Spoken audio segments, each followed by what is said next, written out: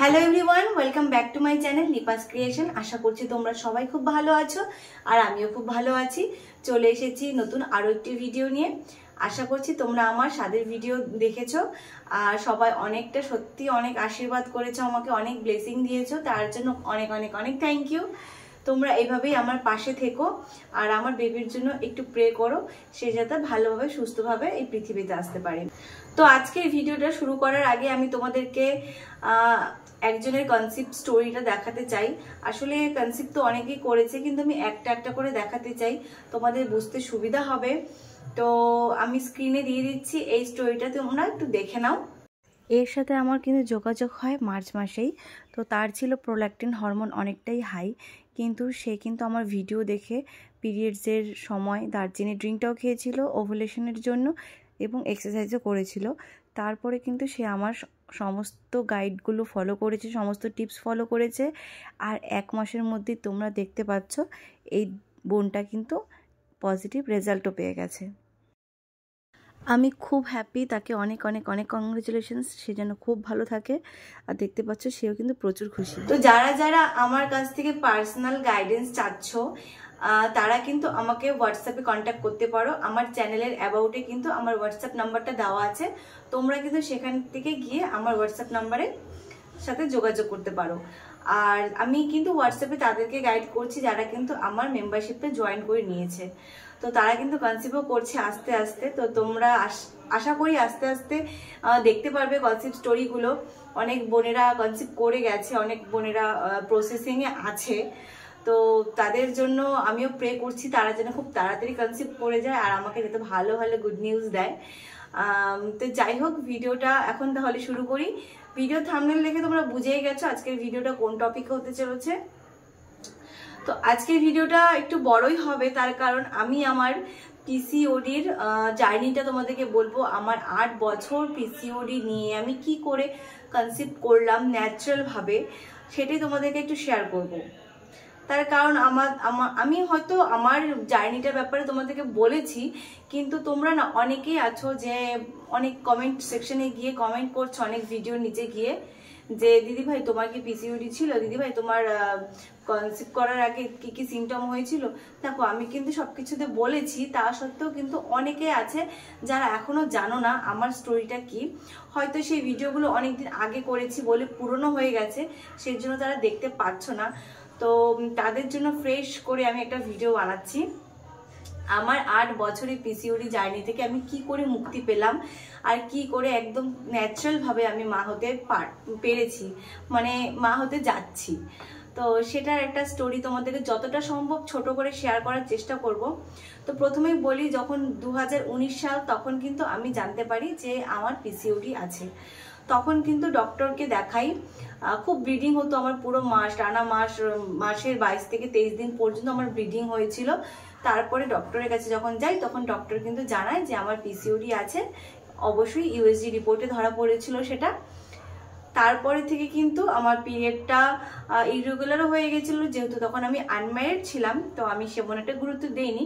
কিন্তু হ্যাঁ, ডক্টরের ট্রিটমেন্ট আমি অবশ্যই নিয়েছিলাম। ডক্টর কিন্তু আমাকে প্রথমে যেগুলো কন্ট্রাসেপটিভ পিলস হয়, মানে বার্থ কন্ট্রোল বলে আর কি, ওই পিলসগুলো কিন্তু আমি 21 দিনের মতন আমার চলেছিল। ওইগুলো আমাকে 2 মাস খেতে বলেছিল, তো আমি 2 মাস খেয়েছিলাম। পিরিয়ডটা কিন্তু 2 মাস না, সরি, আমি 3 মাস খেয়েছিলাম। 3 মাস খাওয়ার পরে কিন্তু আমার পিরিয়ডটা ঠিকঠাক হয়েছিল। কিন্তু আমার লাইফস্টাইলটা আমি আবার আগের মতন করে ফেলেছি, মেডিসিনও শেষ হয়েছে। তারপরে কিন্তু আমার পিরিয়ডটা আস্তে আস্তে আবার পিছিয়ে পিছিয়ে পিছিয়ে পিছিয়ে প্রতিটা মাসে কিন্তু অনেকটাই লেট করে হতো। তো যারা যারা তোমরা আর কি কমেন্টে জানাও বা পার্সোনাল ভাবে আমার সাথে যারা যারা কন্ট্যাক্টে আছো, তাদের কিন্তু অনেকেরই সমস্যা যে দিদি ভাই আমার তো পিরিয়ডটা 1 মাস 1.5 মাস আর কি 1.5 মাস 2 মাস পরপর হয়, মেডিসিন নিলে হয়, তাছাড়া হয় না, তাহলে কি আমি মা হতে পারবো? অবশ্যই পারবে, কেন পারবে না? আমি তো পেরেছি। আমি যখন পেরেছি তোমরাও পারবে। আর সবসময় মনের মধ্যে একটা পজিটিভিটি ভাবনা চিন্তা নিয়ে চলবে যে অবশ্যই আমি পারবো। এই মাসে যদি কোনো মাসে তোমরা নেগেটিভ পাও, তাহলে ভাববে যে এই মাসে নেগেটিভ হয়েছে তো কি হয়েছে, নেক্সট মান্থে আমি আবার ট্রাই করব। কখনো মনের জোরটা ভাঙবে না। জানি মনের জোরটা থাকে না, একটা সময় গিয়ে আমরা খুব ভেঙে পড়ি, কিন্তু না, ভাঙবে না, মনকে শক্ত করবে। জানি এটা সান্ত্বনা দেওয়া হবে, কিন্তু আমি সান্ত্বনা দিচ্ছি না, কারণ পিরিয়ড ডেট আসার আগে কিন্তু আমরা প্রচুর টেনশন করি যে আমাদের কনসিভ হবে কিনা। তো সেদিক থেকে বলবো যে একটু টেনশনটা কম করো। তো দেখো তারপরে তো গেলই আমার এই ব্যাপারটা। আমি প্রচুর আর কি আনহেলদি ভাবে চলতাম, লাইফস্টাইলটা একটুকু ছিল না ভালো, যেহেতু আমি তখন বিবাহিত ছিলাম না। তো জানোই তো, বিবাহিত যখন ছিলাম না ওই বয়সে ঘোরাঘুরি করতাম, জাঙ্ক ফুড খেতাম, ঘুমানোর কোনো ঠিক ঠিকানা ছিল না, তো কোনো আমার আর কি হেলদি কোনো লাইফস্টাইলই ছিল না। তো তোমরা যারা আনম্যারিড দেখছো আমার ভিডিও, তাদেরকে আমি একটা জিনিস সাজেস্ট করব, তোমরা প্লিজ তোমাদের লাইফস্টাইলটাকে একটু চেঞ্জ করো, ঠিকঠাক টাইমে ঘুমাও, জাঙ্ক ফুডটাকে কম খাও, তারপর একটু এক্সারসাইজ করো, দেখবে তোমরা পিসিওডি থেকে কিন্তু খুব তাড়াতাড়ি মুক্তি পেয়ে যাবে। তো যাই হোক, আমার বিয়ের পরে কিন্তু পিরিয়ডটা ইরেগুলার আরো বেশি করে আমি বুঝতে পারলাম। বিয়ের পরে যখন আমরা ট্রাই করার মানে প্ল্যানিং করলাম বেবি প্ল্যানিং, তখন কিন্তু বেবি প্ল্যানিং মানে কনসিভই হচ্ছিল না, তার কারণ আমার পিরিয়ডটা তো কোনো মাসই ঠিক করে হতো না। 2 মাস পরে, 3 মাস পরে, 3 মাস হয়নি কখনো, 2 মাস পরে, 2.5 মাস পরে, বা 15-20 দিন এরকম করে পরে পরে যদি যার পিরিয়ড হয়, তার ধরো যে কি করে কনসিভ হবে। আমার ধরো বিয়ের 1 বছরের মধ্যে মনে হয় আমি খুব বেশি হলে 4 বার কি 5 বার হয়তো পিরিয়ডস হয়েছিল আমার, মানে বেবি প্ল্যানিং এর আগে। কারণ আমার প্রতিটা মাস আমার গ্যাপ যেত, আমার পিরিয়ডসই হতো না। তো পিরিয়ডসটা না হলে আমার কনসিভটা তো সম্ভবই হচ্ছিল না। তো সেখান থেকে আমরা একটা ডক্টর দেখাই, ডক্টরের কাছে সমস্ত রিপোর্টস করাই, তারপরে কিন্তু পিসিওডিটা আমার আবার আর কি ধরা পড়ে। তারপরে আমাকে ডক্টর কিন্তু মানে সিস্টটা কমানোর কোনো মেডিসিন দেয় না, যেহেতু আমাকে ডাইরেক্ট জিজ্ঞেস করেছিল যে তোমরা কি বেবি নিতে চাও, তো আমরা বলেছিলাম যে হ্যাঁ আমরা কিন্তু তখন বেবি নিতে চাই। তো আমাদের কিন্তু তখন থেকে কনসিভের জন্য যে কমন মেডিসিনটা হয়, তোমরা সবাই খেয়ে থাকবে সেই মেডিসিনটা, হ্যাঁ, ল্যাট্রোজ বা ল্যাট্রোজোল বা ল্যাট্রোভাল নামে অনেক মেডিসিন পরিচিত। তো এই মেডিসিনগুলো কিন্তু অনেককেই হেল্প করে কনসিভের জন্য, অনেকের ক্ষেত্রে কিন্তু ম্যাজিকের মতন কাজ করে। আর যার বডিতে করে না, তো তার বডিতে মনে হয় জানি না করবে কিনা। আমার ক্ষেত্রে তো আমার ওই ল্যাট্রোজোল স্টার্ট করে দিয়েছিল প্রথম ডক্টর যখন দেখাতে গিয়েছিলাম। তো ওই ল্যাট্রোজোল আমাকে প্রথমে 3 মাস দিল, 3 মাস খেলাম, নো রেজাল্ট। 3 মাসের পরে আবার 3 মাস খেলাম, নো রেজাল্ট। তারপরে 2 মাস আমি নিজে থেকে খেয়েছি, ডক্টর তো 6 মাস বলেছিল, আমি 2 মাস নিজে থেকে খেয়েছি, বাট কোনো রেজাল্ট হয়নি। চেঞ্জ করে দিয়েছিল মাঝখানে ল্যাট্রোজোলের পাওয়ারগুলো, বা একটু অল্টারনেটিভ করে দিয়েছিল, কিন্তু কাজ একই ওই ওষুধের। তো ওইভাবেও খেয়েছি, কোনো রেজাল্ট পাইনি। তার সাথে সাথে তো প্রজেস্টেরনের ট্যাবলেট ছিলই, কিন্তু তার সত্ত্বেও কিন্তু আমি কোনো রেজাল্ট পাইনি। তো এইভাবে আর কি চলতে থাকে আমার, মোটামুটি 1 বছর ট্রিটমেন্ট চলতে থাকে, ল্যাট্রোজোলের ট্রিটমেন্ট। তখনও কিন্তু আমি এক্সারসাইজটা প্রপারভাবে শুরু করিনি, হ্যাঁ করতাম ছাড়তাম। এর জন্য আমি যাদেরকে প্রপারভাবে গাইড করছি, তারা কিন্তু প্রপারভাবে এক্সারসাইজটা করো। তাদেরকে কিন্তু আমি বারবার একটা কথাই বলে থাকি যে ডেইলি কিন্তু এক্সারসাইজ করবে তোমরা। তো এটা হলো গিয়ে প্রথম দিকে ট্রিটমেন্ট আমার। তারপরে গিয়ে কিন্তু হ্যাঁ ভালো কথা, তখন ওই ট্রিটমেন্ট চলাকালীন কিন্তু আমার পিরিয়ডটা প্রতি এভরি মান্থে রেগুলার হয়ে গেছিল। কনসিভ হচ্ছিল না, বাট পিরিয়ড রেগুলার হয়ে যাচ্ছিল ওই মেডিসিনগুলো খেয়ে। তারপরে কি হলো, আমরা ডক্টর চেঞ্জ করলাম, ডক্টর চেঞ্জ করে ডক্টর সেম একই মেডিসিন দিল, কোনো কাজ হলো না। কারণ আমি তো ওই মেডিসিন জানি আমি কোনো কাজ হয় না। তো তা সত্ত্বেও কিন্তু ডক্টর আমাদেরকে বলেছিল যে 1 মাস 2 মাস দেখো কি হয়। তো আমরা খেয়েছি, কোনো কাজ হয়নি।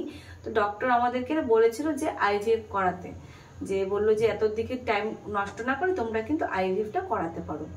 তো সেই দিকে আমরা খুব টেনশনে পড়ে গেছিলাম, কারণ আমরা চাচ্ছিলাম না এত তাড়াতাড়ি আইভিএফটা করাই। ভাবলাম যে আরো কিছু ট্রিটমেন্ট আছে, আরো অনেক অ্যাডভান্স ট্রিটমেন্ট আছে, সেগুলো নেই আগে, মেডিসিন শুধু তো এই মেডিসিনটাই খেলাম, অন্যান্য ট্রিটমেন্ট নিয়ে তারপরে আইভিএফ এর দিকে যাই। তো এটা গেল। তারপরে আমরা দেন অন্য একটা ডক্টর দেখাই, অন্য একটা ডক্টরের কাছে গিয়ে কিন্তু প্রচুর টেস্ট হয় আমার বডির, আমার সমস্ত রকমের টেস্ট হয়, ব্লাডে যত রকম টেস্ট আছে দুনিয়াতে মনে হয় সমস্ত রকম টেস্ট হয়ে গেছে। ডক্টর প্রথমে মনে হয় 20 থেকে 22,000 টাকার টেস্টই দিয়েছে।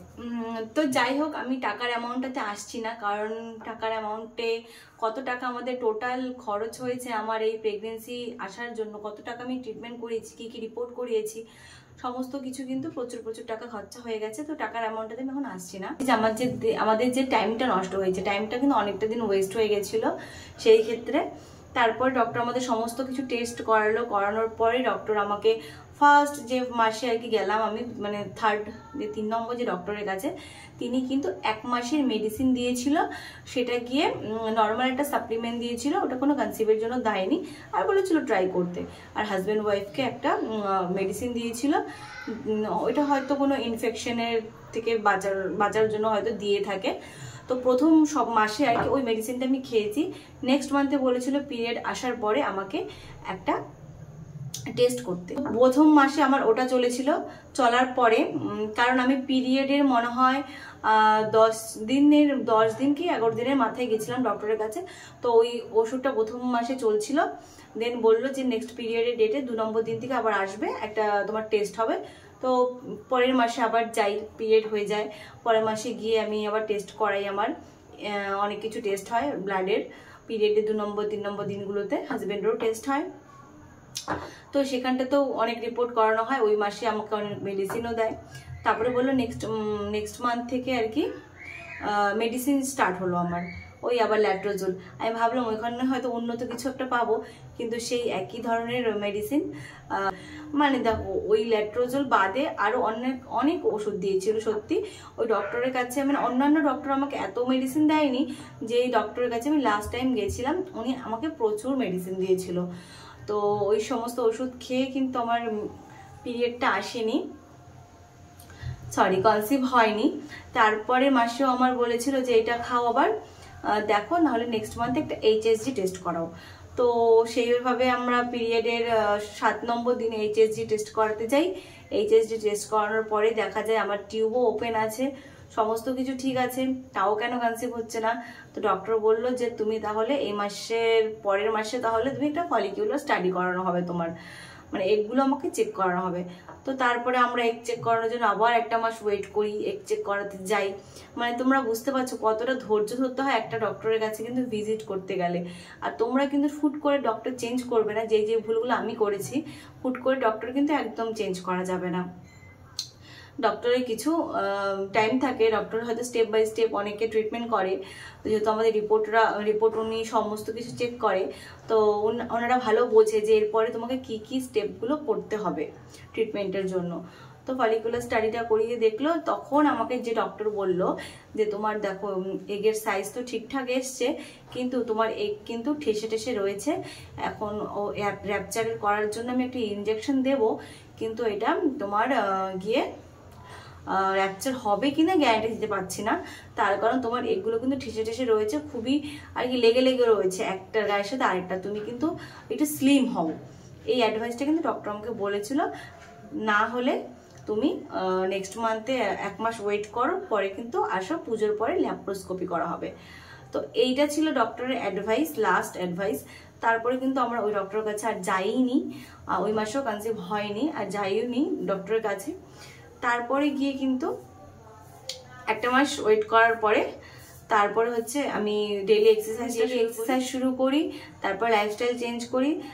তার সাথে সাথে যা ফলো করেছি, আর যারা আমার পার্সোনাল গাইডেন্স নিচ্ছ তাদেরকেও কিন্তু সেই জিনিসগুলো আমি শেয়ার করে থাকি। তো ওই মাসে আমি কিছু ট্রিক্স ফলো করেছিলাম, তারপরে কিন্তু আমি একটা ভালো রেজাল্ট পেয়েছিলাম। তো আমি চাই যারা আর কি এই জার্নিতে আছো, যারা ব্যর্থ হচ্ছে প্রতি মাসে, তারা কিন্তু একদম মন খারাপ করবে না। অবশ্যই তারাও সাকসেসফুল হবে, তারাও একদিন একটা ভালো রেজাল্ট পাবে। তো আমার 8 বছর ধরে কিন্তু, মানে 2019 থেকে ধরো 19, 20, 21, 22, 23, 24, 25, মানে 25 সাল চলছে, তখন থেকে কিন্তু আমি এই জিনিসটাকে সাফার করছি। এই পিসিওডি থাকলে যে কনসিভ হয় না, এটা একদম ভুল কথা। তার এক্সাম্পল আমি কেন এখন প্রচুর ইউটিউব খুললে কিন্তু তোমরা দেখতে পাবে পিসিওডি প্রচুর মানুষ কিন্তু কনসিভ করে যায়। তো একটু সময় দিতে হবে শরীরকে, অবশ্যই সাকসেস হবে। যেহেতু এটা একটা প্রবলেম, এটা তো নিচে থেকে হয় না, এটা লাইফস্টাইলটা চেঞ্জ করলেই ঠিকঠাক হয়ে যাবে তোমাদের। তো আশা করছি ভিডিওটা একটু হলেও তোমাদের হেল্পফুল হবে। তো দেখা হচ্ছে পরের ভিডিওতে। তো সবাই ভালো থেকো, সবাইকে টাটা, বাই।